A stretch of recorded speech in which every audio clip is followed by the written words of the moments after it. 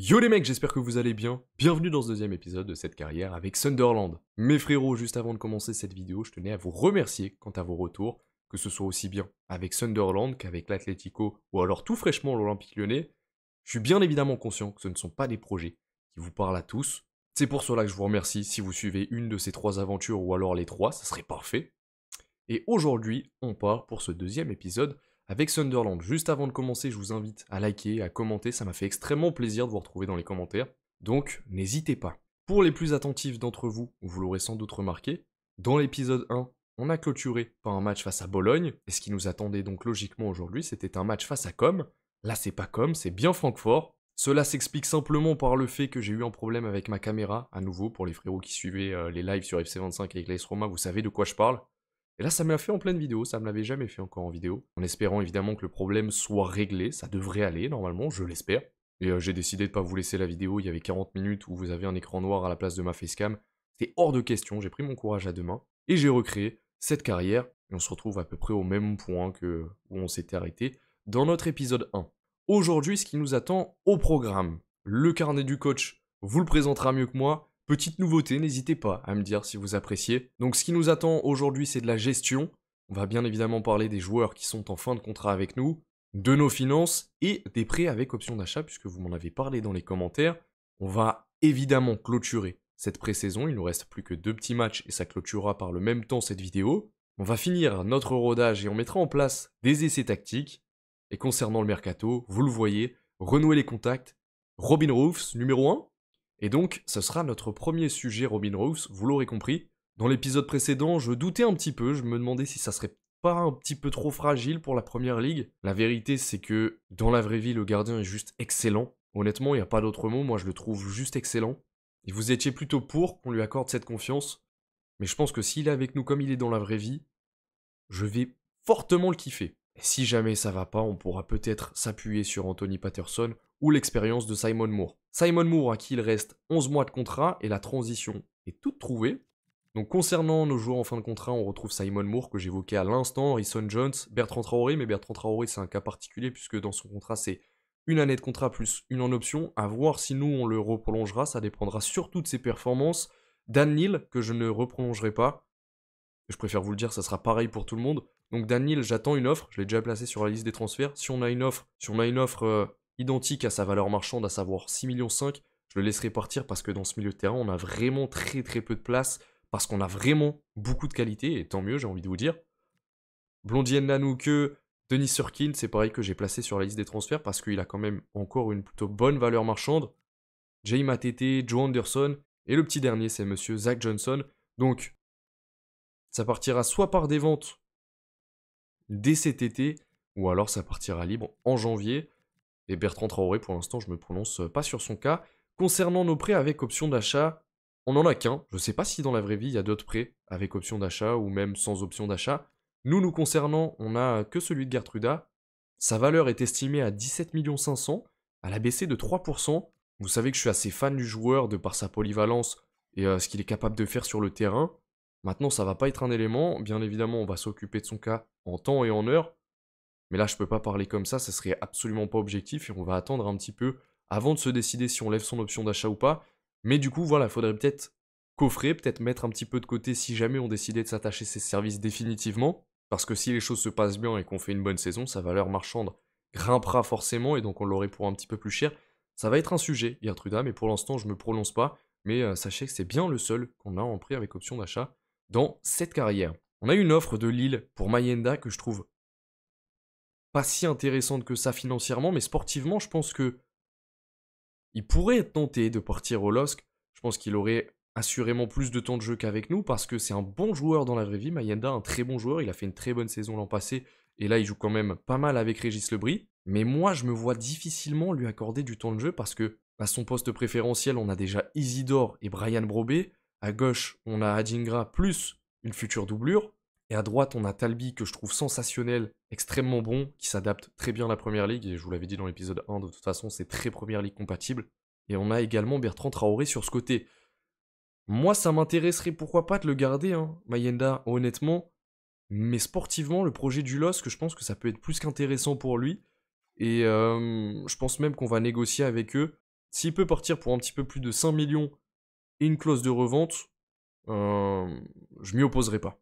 Bon, sachez que nos négociations avec le LOSC n'ont pas abouti, puisque je leur ai proposé 5 millions plus 7% à la revente, ce que je trouvais honnête en soi, et ils n'ont pas accepté. Ils ont jugé ça déconcertant, et ils m'ont dit, mais c'est beaucoup trop, t'es fou. Donc j'aurais dit, tant pis, y a pas de souci, je suis pas pressé, de toute façon, je comptais pas vraiment le vendre, mais c'est juste que sportivement, je trouvais que le projet lillois pourrait plaire à Mayenda. Bon, maintenant, on va s'activer sur les arrivées. Vous le saviez, il nous fallait un joueur à gauche, capable de concurrencer Simon Adjingra.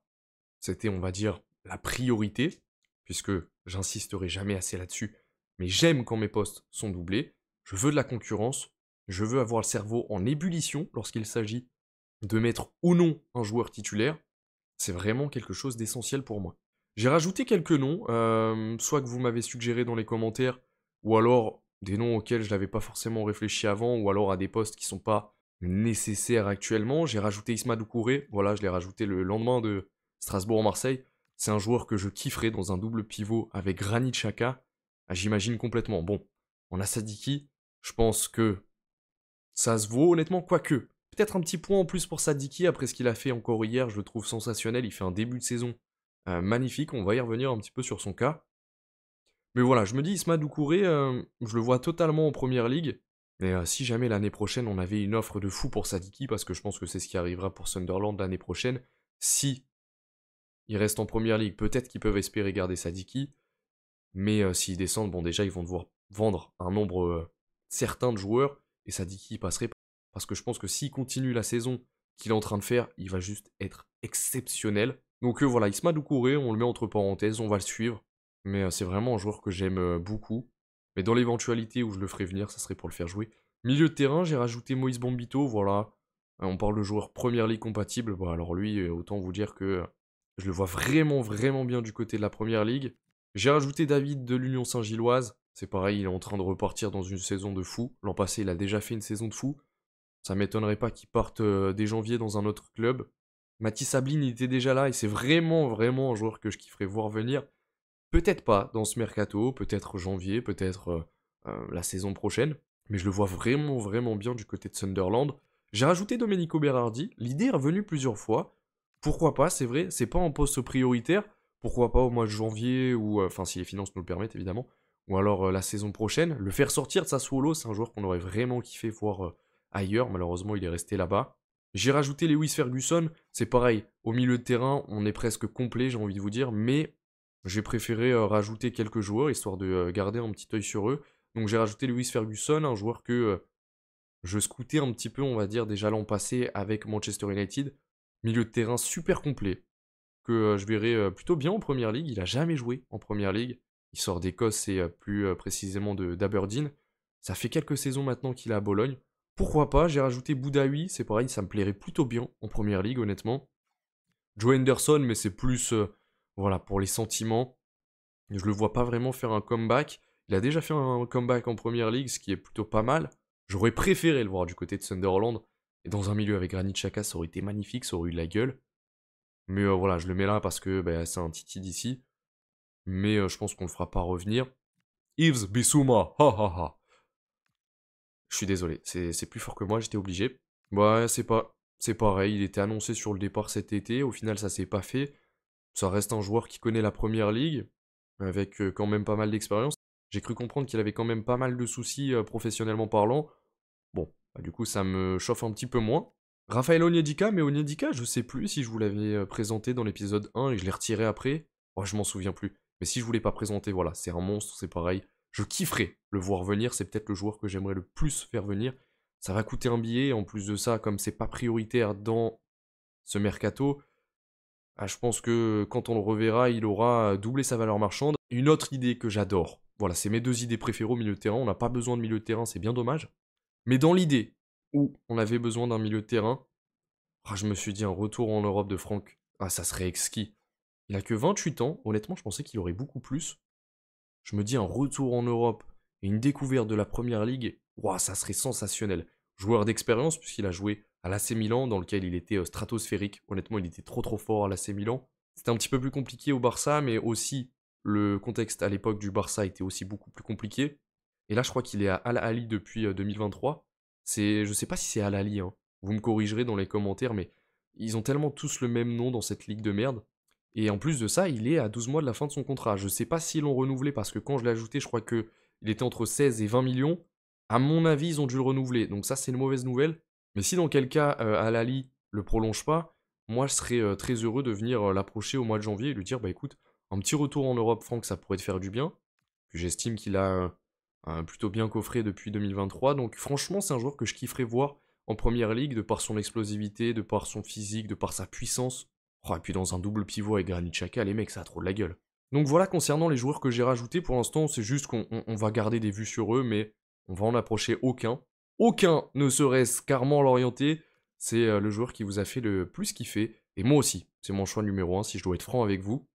À nouveau, j'y reviens, je vais le dire beaucoup de fois, mais on parlait de Première Ligue compatible. Bah alors là, le mec peut pas être plus Première Ligue compatible. Il est rapide, il est capable de prendre la profondeur, mais il est aussi très bon dribbleur.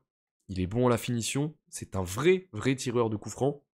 Et de base, il devait signer cet été à Sunderland. C'est pour ça que j'ai mis renouer les contacts. Ça s'est pas fait au dernier moment. Le joueur était venu à Sunderland, il était prêt à signer, mais au dernier moment, ça a capoté. Alors j'en ai aucune idée si c'est un problème financier, ou alors même simplement d'assurance vis-à-vis du poste qu'il pourrait occuper au club, ou alors une garantie de rester en première ligue la saison prochaine.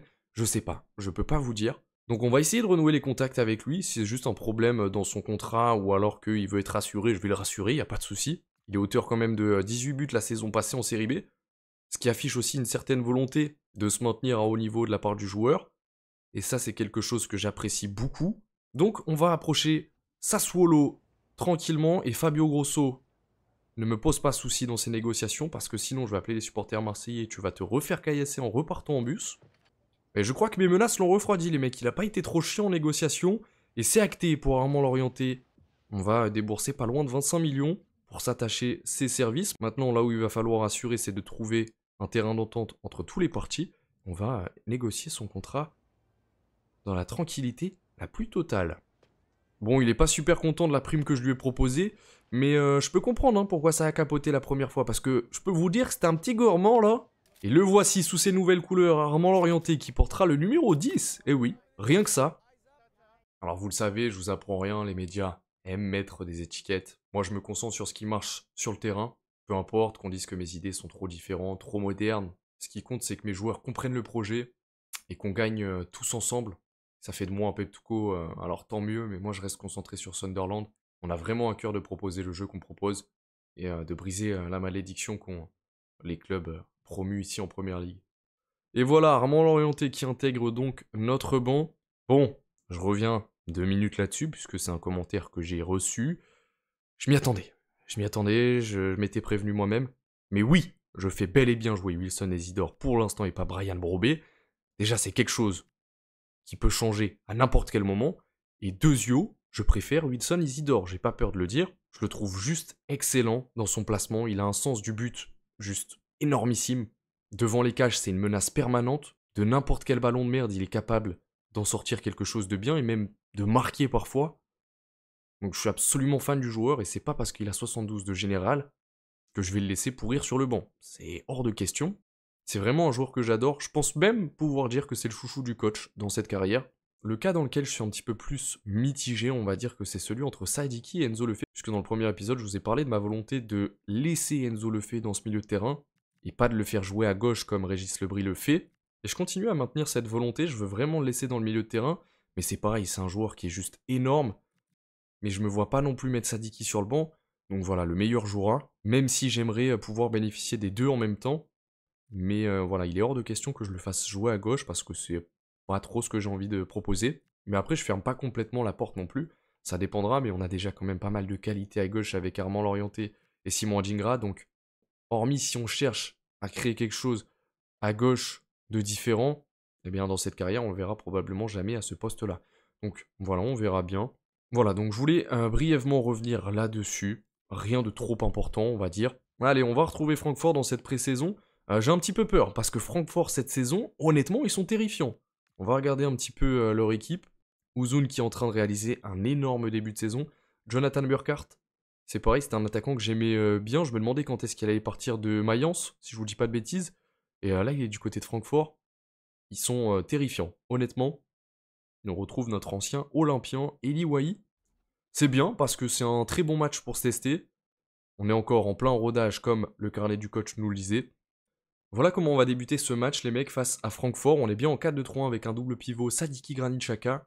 Je vous avais dit qu'on serait très modulable. Là on n'est pas vraiment dans le sens où j'essaye de m'adapter à Francfort. Voilà, on est en pré-saison donc je m'autorise à essayer de proposer, essayer de créer quelque chose, d'avoir une volonté précise et je vais vous la partager. Donc là on est sur quelque chose que j'ai tenté moi-même de mettre en place, que j'ai imaginé. Bon, j'ai rien inventé, vous inquiétez pas. Ce qu'on va tenter de mettre en place avec le ballon, c'est une approche moderne et asymétrique. Puisque vous le voyez, on va beaucoup s'appuyer sur le côté droit en créant un surnombre sur ce côté-là. La petite spécificité, on va dire que c'est la montée de Gertruda. Je vous ai dit que j'allais laisser beaucoup de liberté et de confiance à mes joueurs. Bah, ça en est encore la preuve. Dans notre 4-3-3 point de basse avec Granit Xhaka, il le rejoignait pour former un double pivot. Et là, il va avoir entre guillemets un rôle de meneur de jeu. C'est pas vraiment ce que je vais lui demander. Mais je vais surtout lui demander de créer du surnombre lorsqu'on aura le ballon offensivement. Et surtout de pouvoir jouer en appui remise avec Talbi, que ce soit pour le faire partir, ou alors pour être une option de passe en plus à Talbi, ou alors encore même pour se hisser dans la surface si Talbi venait à centrer. Dans notre double pivot, Sadiki, lui, se décale un petit peu dans l'idée à droite pour couvrir la montée de Gertruda, mais tout en restant une option de passe disponible. Je vais demander à Granit Xhaka de rester dans l'axe, ça va être un petit peu notre chien de garde de l'axe. On va lui demander de couper les lignes de passe, de gratter tous les ballons qu'il peut gratter. Et puis à la relance, ça part bien évidemment de lui, mais il va être dans un rôle du coup un peu plus défensif. Renildo sera en soutien côté gauche. Je lui laisse la liberté. S'il sent qu'il peut monter, je le laisse monter. Mais dans l'idée, voilà, c'est plus pour s'appuyer sur lui en tant que soutien que vraiment une solution offensivement. Dira son rôle reste le même que face à Bologne, c'est-à-dire que je lui laisse les clés du milieu de terrain. Tout ce que je lui demande, c'est d'être disponible, de faire laisser parler sa créativité et surtout d'être très très disponible. Donc il va occuper la largeur, il va occuper la profondeur. Ça sera notre homme à tout faire dans ce milieu. Mais vraiment ce que j'attends de lui, je le redis, c'est vraiment beaucoup de disponibilité. Et j'y reviens brièvement, mais voilà, vous l'aurez compris du coup. Talbi s'ira la créer sur son côté droit. Et ce que je demande à Armand l'orienter, c'est de créer du danger sur son côté et de rappliquer dans l'axe parce que il a toutes les qualités nécessaires pour que ça se passe bien, à savoir une bonne qualité de dribble, de la vitesse et de la finition. Donc on va partir comme ça face à Francfort. On va s'essayer, c'est la pré-saison. Si on perd ce match, il n'y aura aucune conséquence et on n'en tirera que des leçons. Et si on gagne, eh ben, écoutez, on sait qu'on sera rodé dans ce format-là de jeu. On part face à Francfort, c'est y part. Bon les mecs, on accueille Armand. Pas de pression pour lui aujourd'hui, c'est sa première, il va commencer. Je compte sur vous pour le mettre à l'aise sur le terrain. Armand, tu montres ce que tu es capable de montrer, voilà. Et surtout, on est encore dans la pré-saison les mecs. Donc on finit le rodage. Mais voilà, c'est sans pression, on prend du plaisir. On essaye de mettre en place ce qu'on a vu pendant l'entraînement ces dernières semaines. Mais ça va aller, ouais, c'est une grosse équipe en face, ça va être un gros test. Mais après, les gars, c'est la première ligue, hein. Ça va être comme ça tous les week-ends. Doucement sur les contacts, mais on y va quand même. Allez, les mecs. Allez, c'est Wilson Isidore qui donne ce coup d'envoi. J'aime beaucoup ce maillot bleu. Un petit peu rétro, je crois, avec l'ancien logo du club.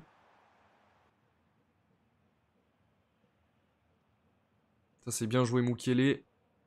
Mukiele qui est devenu le spécialiste de la touche du côté de Sunderland. Je sais pas si c'était le cas à Leipzig, à Leverkusen récemment, ou encore au PSG. Mais putain, il doit avoir de la force dans les bras quand même, ce mec. Tentative de Uzun et c'est repoussé par Robin Roofs. Robin Roofs, franchement, je pense qu'on fait le bon choix. Honnêtement, on va pas le brider comme ça. C'est vrai que ça aurait été un petit plus l'expérience de Schmeichel. Mais là, on va vraiment le laisser faire du Robin Roofs à fond. Puis voilà, je prends la responsabilité de toute façon de maintenir cet avis. Et vous étiez plutôt du même avis. Allez, c'est bien récupéré par Granit Xhaka. Habib Diarra peut-être pour faire partir Armand l'orienté côté gauche. Allez, allez mon Armand. Ça serait parfait pour une première que de marquer la tentative extérieure et c'est arrêté par Zeterer. On va peut-être avoir un corner si j'ai bien vu la trajectoire de ce ballon. Quel beau gosse. Ce mec va être top 10 de la première ligue, je vous le dis. Aisément. Granit Xhaka, quel pied... Oh, la tête d'Alderete. On va obtenir un corner. Granit Xhaka, quel pied gauche quand même. Hein. C'est exceptionnel. On a deux très bons tireurs de coups francs. C'est vrai, je parlais de Armand l'orienté, mais ne pas oublier Granit Xhaka, qui excelle vraiment dans ce domaine. Je sais plus, il a combien de passes décisives déjà, Granit Xhaka. Vraiment excellent. Hein. Allez, on le retrouve à nouveau. Granit Xhaka qui a vu l'appel d'Armand l'orienter, c'est bien suivi par Robin Koch. Habib Diarra pour l'instant plutôt disponible. J'aimerais que Gertruda monte un petit peu plus. C'est peut-être ce qu'il est déjà en train de faire. Granit Xhaka avec Armand l'orienté. Où il est tout seul, Talbi là-bas. Oh, c'est bien vu. Et il va me régaler, Granit Xhaka. La qualité de passe que ce mec a. Waouh, c'est kiffant. Ah, c'est quoi cette passe de merde, Sadiki? Non, je l'avais bien vendu. La bonne récupération derrière. Allez, Sadiki à nouveau pour ce ballon récupéré pour lancer Habib Diarra. Wilson Isidore, il est pas hors jeu, je crois. Bien lancé. Oh, dommage, ça passe à côté. C'est un petit peu emmêlé les pinceaux, Habib Diarra. Je crois qu'il n'y a pas cru. Et ce que j'aime aussi chez Wilson Isidore, ça, j'en ai pas parlé. Je l'ai oublié, mais j'y repense. C'est qu'il est aussi capable de combiner avec les autres. Il est capable de redescendre intérieur et de faire jouer et de jouer. C'est vraiment un attaquant que je trouve plutôt complet. Il a une certaine marge de progression tout de même. Mais je le trouve vraiment très bon. Et allez, c'est la pause. Pour l'instant, je trouve qu'on fait pas un mauvais match. On a, je pense, plus posé... Ouah, c'est fou. C'est la première fois que j'ai un aussi gros taux de possession. On ne se complexe pas face à Francfort. Et on a très largement la possession. On va continuer de mettre cette intensité en seconde période et de continuer à avoir le pied sur le ballon. Et puis peut-être que les chemins des buts de Zeterer s'ouvriront. Allez, Habib Diarra, très disponible comme je le souhaitais pour l'instant dans cette, on va dire, première heure de jeu. Granit Xhaka à nouveau. Oh, dommage. Elle était vue cette passe. En vous présentant la compo, je vous ai dit que Granit Xhaka aurait un peu ce rôle de chien de garde de l'axe. Mais c'est pas parce que Sadiki n'a pas ce rôle à titrer qu'il ne remplit pas ce rôle. Hein. C'est absolument fou de voir tous les endroits où il peut être en un instant. Il est vraiment partout, il court partout, il a un volume de jeu excellent. Et c'est lui qui fait partir Chemdin Talbi sur son côté. On va revenir dans l'axe avec Habib Diarra et Gertruda dans un second temps. Possession en U pour nos hommes. On se permet de jouer de la sorte face à Francfort. Allez, Habib Diarra, on revient sur ce côté droit. Talbi. On a pu remise avec Sadiki. Sadiki, le centre, c'est contré. Ça revient dans nos pieds encore avec Gertruda. Oh là là. Ah, dommage, c'est un peu fort. Ah, c'est dommage. Oh, Granit Xhaka, l'étincelle qu'il a dans le pied gauche, c'est une folie. Je vais faire entrer Brian Brobé. On va faire quelques petits changements. Je vais faire entrer Bertrand Traoré à la place de Talbi. Et je vais faire entrer qui d'autre? Honnêtement, j'aime tellement ce 11 que c'est difficile de faire sortir nos joueurs. J'espère qu'on aura un autre arrêt de jeu et qu'on aura l'occasion de pouvoir faire entrer les autres. On va essayer de faire tous nos changements. Histoire que tout le monde gratte des minutes de jeu dans cette pré-saison. Qu'on finisse ce rodage comme il était écrit dans le carnet du coach. C'est bien récupéré ça, Gertruda. Encore, dommage. Allez, Renildo. Plutôt pas mal, Renildo en défense. Je le trouve un peu moyen. Un peu léger. À Sunderland. Et puis des fois, il fait des choses... Je sais pas, je le comprends pas là, comme son carton rouge dernièrement. Moi, je sais pas, un certain âge, un certain niveau, une certaine expérience, tu peux pas te permettre de faire ça. Et au-delà de ça, ça renvoie en plus de ça une super mauvaise image de toi. Mais bon, toutefois, c'est un autre sujet. Allez, Habib Diarra, peut-être pour... Eh, ils sont rapides. Bon, je crois qu'on n'aura pas d'autre arrêt de jeu dans ce match. C'est dommage, j'aurais bien aimé... Oh, Sadiki. Faire rentrer les autres. Ça, c'est bien joué. Allez, mon Bertrand. Sadiki à nouveau, mais Sadiki il est partout, il est gardien, il est milieu de terrain, il est défenseur.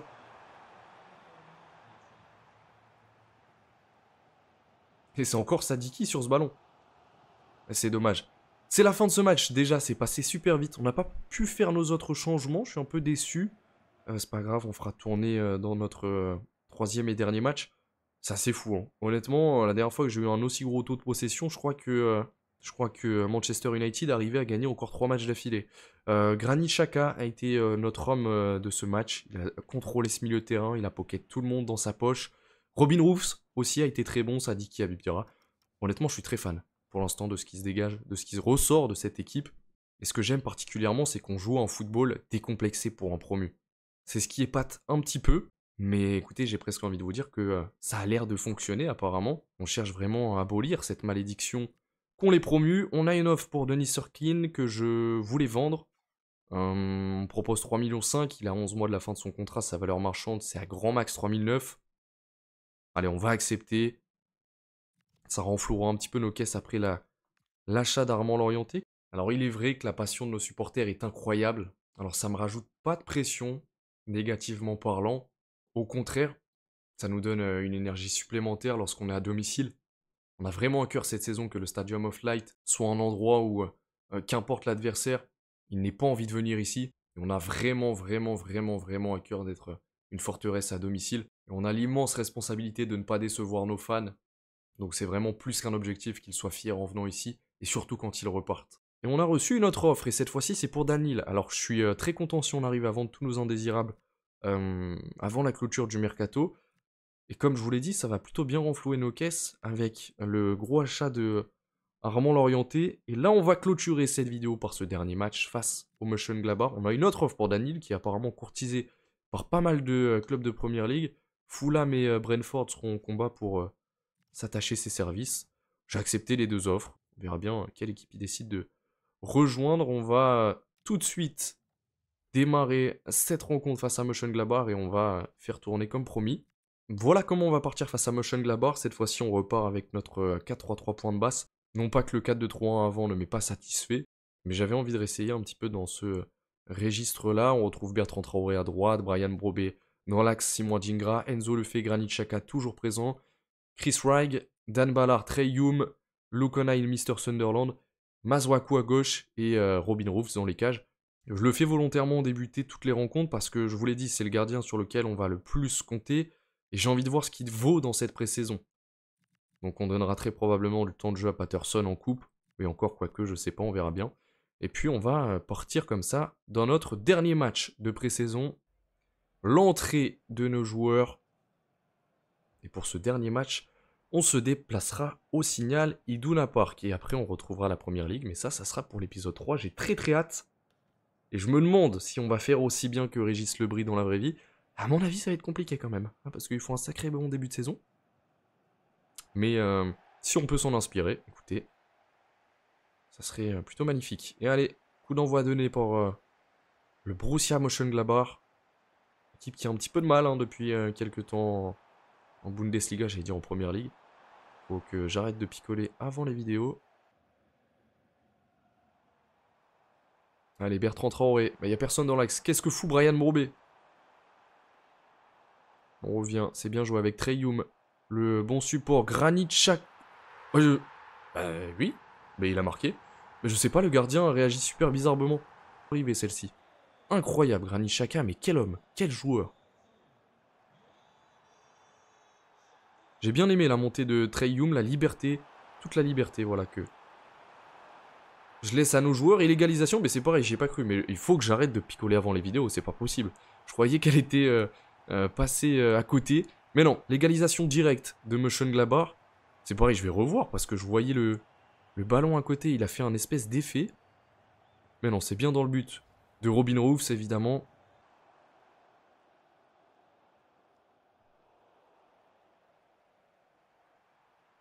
Treyum, c'est pareil, c'est un joueur que je vais kiffer. À droite, avec Gertruda, ça va être la misère pour en choisir un des deux. Parce que c'est vraiment deux joueurs excellents. La tête de Brian Brobé. Bon pressing de Simon Adingra. Allez, avec Enzo Lefebvre. Le centre, peut-être pour Brian Brobé, c'est bien défendu. Il y a peut-être mieux à faire, là, avec ce ballon Simon Adingra.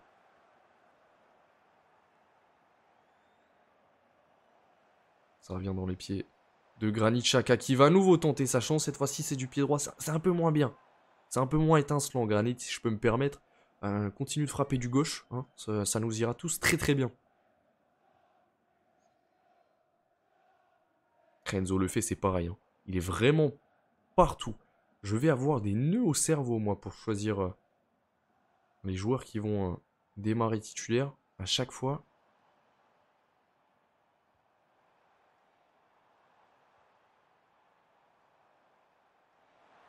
Bonne combinaison avec Enzo Lefebvre, Simon Adingra, la tentative. On n'a pas trop de solutions dans l'axe, ça me chagrine un peu.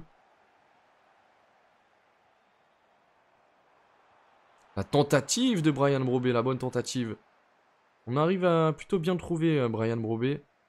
Bon, à chaque fois, il n'est pas forcément toujours dans des bonnes conditions, mais si on arrive à le trouver, c'est déjà ça.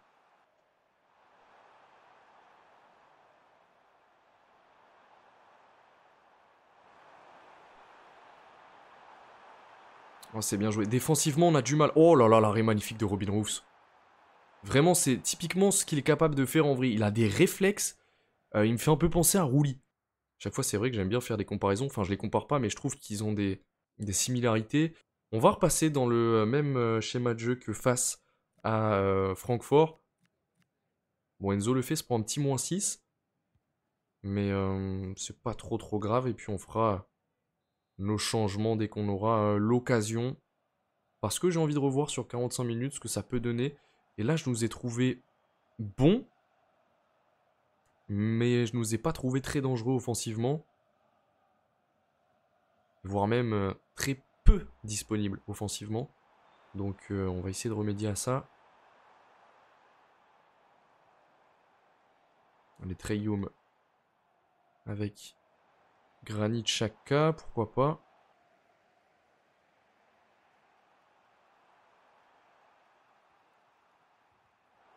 On va laisser bien récupérer Bertrand. Ouh, Bryan Brobé qui était attentif à cette situation. La tentative, non! On aurait pu attendre avant de tirer, c'est dommage.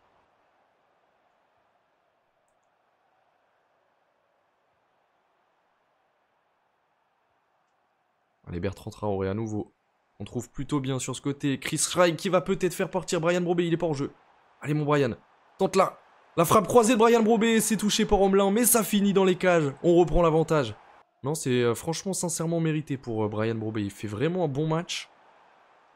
Et ça le récompense. Parce qu'il est aussi très actif dans le pressing à la perte de balle. Mais décidément, on va s'en prendre un chat. Oh là là, Robin Roofs, mais je parle trop vite. Treyum, bats-toi. Oh là là, mais Robin! C'est pas vrai, mais il est excellent. Allez, regardez-moi ça, ce pressing. On les oblige à s'enfermer dans leur camp. Et là, on va obtenir un bon corner, bien négocié. Allez, c'est Granit Xhaka qui va s'en occuper.